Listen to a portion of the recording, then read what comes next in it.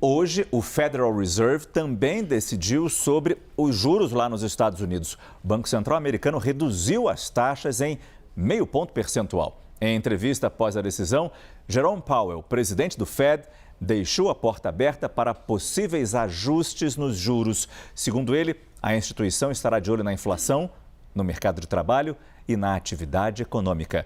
A nossa correspondente Mariana Giacomo traz os detalhes direto de Nova York. Mariana, boa noite.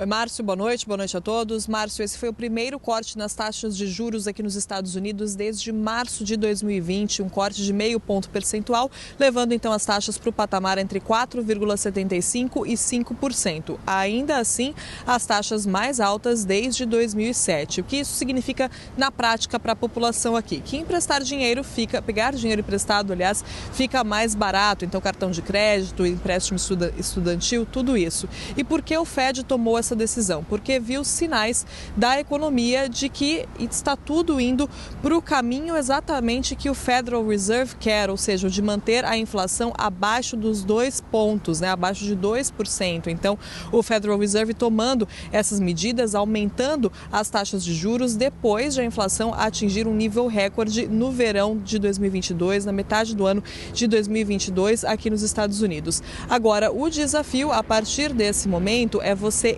esfriar a economia, então você baixar essas taxas de juros sem causar uma recessão e sem causar perda de empregos. Então, o Federal Reserve de olho também nos índices de empregos, o ritmo de contratações começa a desacelerar aqui nos Estados Unidos, então é importante ficar de olho nisso para atingir o que os economistas chamam de uma soft landing, então uma aterrissagem suave, um pouso suave.